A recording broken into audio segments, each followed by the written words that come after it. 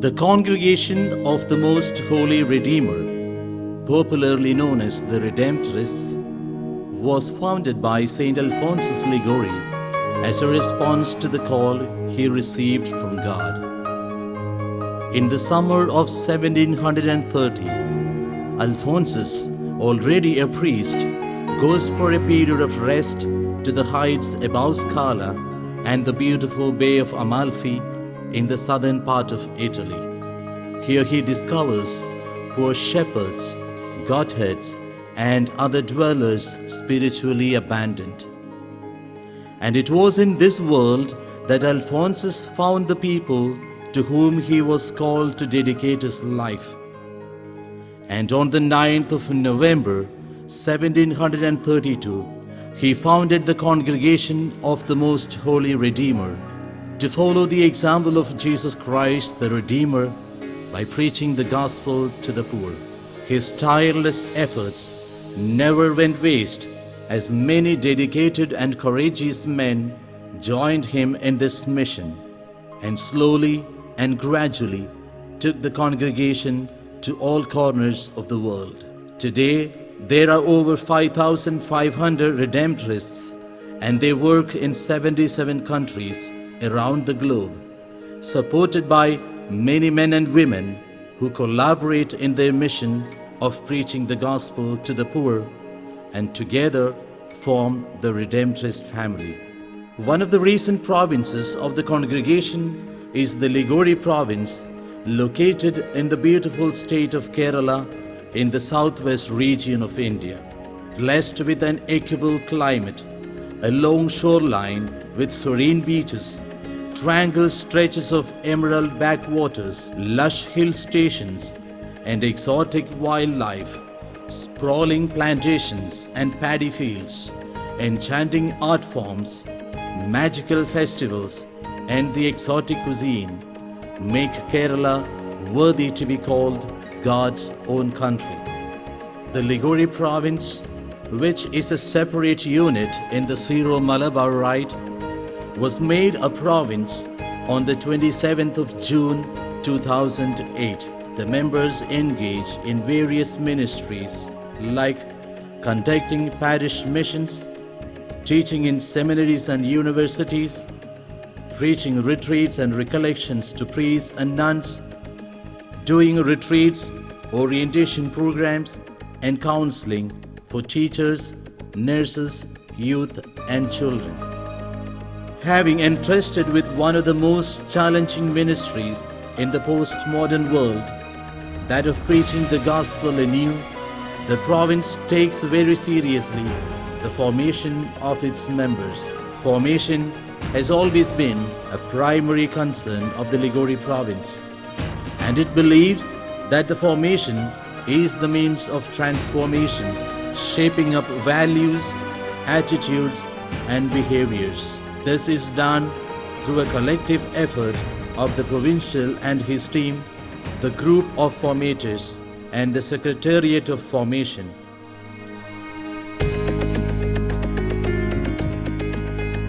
Today, if the Liguori Province is growing in its numbers, it is because of an organized vocation ministry. There is a central vocation coordinator appointed by the provincial government, and each community also has a vocation promoter. Together, they organize vocation camps, life guidance courses, come and see programs, etc. to attract good vocations. During parish missions, school retreats, and other orientation programs, children and youth are challenged and invited to dedicate their lives to Christ to continue his mission of proclaiming the good news to the poor.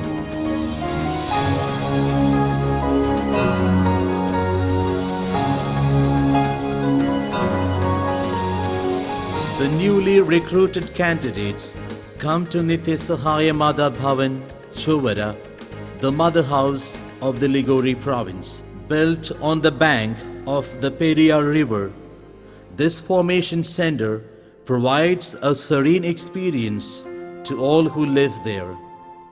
The candidates stay here for 1 year, during which they are given classes on English, spirituality, and the Redemptorist life and mission. It is called the orientation year. Being the first time they are out of their family and friends, a special personal accompaniment is provided to each candidate so that they begin the journey well with the assurance that they are not making it all alone.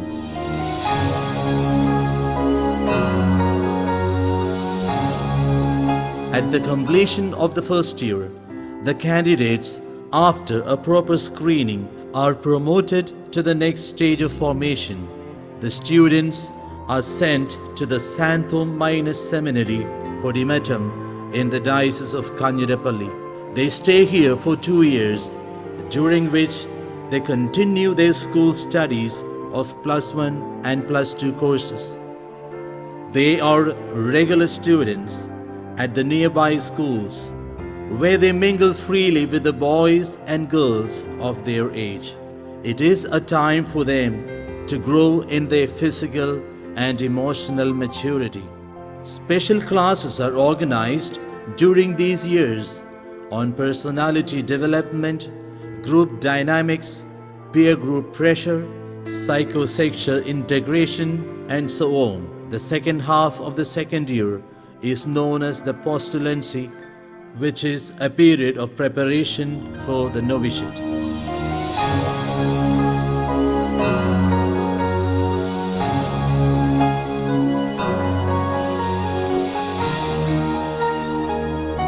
After the postulancy, the candidates who are promoted are brought to Alphonse Bhavan, Edur, for the novitiate. The house is situated in the north of Kerala in the Diocese of Thalassery. The novitiate is for 1 year, during which the students are initiated into proper religious life. Special classes are given on the different aspects of religious life, constitution and statutes, and the life and mission of the congregation. It is a very important year in the life of the candidates as they dedicate themselves totally to Christ by making the profession of chastity, poverty, and obedience. Such total surrender should be the result of a personal experience of Jesus through an intense prayer life. The regular Holy Kurbana, common prayers, meditation, confession, spiritual direction, spiritual reading, examination of conscience, ascetical practices, etc., help the candidates nurture a proper prayer life. After a thorough discernment process, the candidates are allowed to make their first profession in the presence of their friends and family members.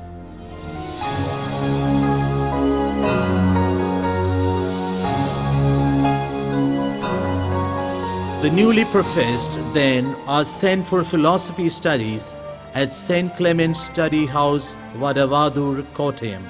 Like their founder, St. Alphonsus Liguori, the saint of the age of enlightenment, who had taken the vow never to waste a moment of time, the students at St. Clement's Study House enter into a phase of some serious study.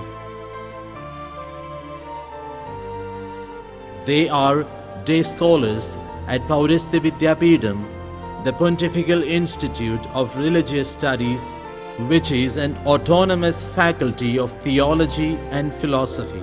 The course in philosophy is for 3 years, during which they also enroll for a Bachelor of Arts degree at the Mahatma Gandhi University. At St. Clement's Study House, the students are also initiated into pastoral life, like teaching catechism, animating the youth, visiting houses, old age homes, and other charitable institutions. In summer, they are provided with opportunities to live and work in parishes, to conduct youth and children's programs, to involve in jail ministry, and so on. In order to prepare them for these ministries, classes and workshops are organized on youth ministry to develop preaching and communication skills. They also have preaching academy on Saturdays and occasional debates on relevant social themes. They also stage a 3-act play for the friends, neighbors, and benefactors during Christmas.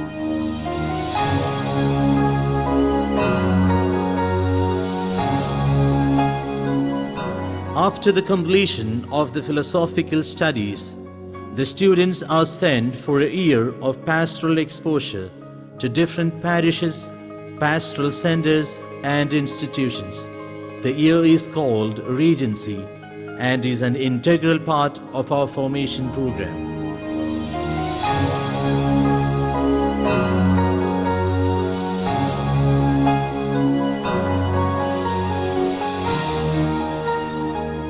Once completed the Regency, the students are sent to Bangalore to do their theological studies at Mount St. Alphonsus College, the Theologate of the Bangalore Province. The studies here last for 3.5 years. This arrangement gives a great opportunity to our students to know a little more about the cultural and linguistic diversity of India, and more importantly, to study and mingle with the students of the other 2 units, namely Bangalore and Mumbai Vice Province. During these years, they continue to grow in their knowledge of Scripture, theology, and sacred sciences. Opportunities are also provided to grow in their human, spiritual, and pastoral dimensions so as to form them closer to the image of Christ, whom they are called to proclaim all their life.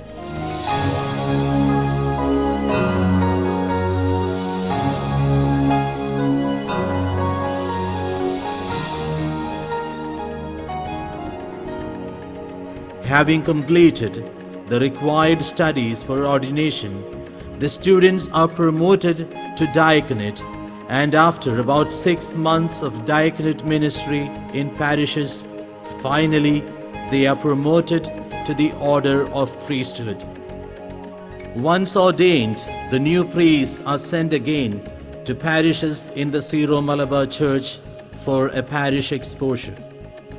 This is for 8 months, and it is done with the aim of getting some training in the administration of the sacraments, running of the parish, and also to get a first-hand experience of the pastoral problems of the ordinary people.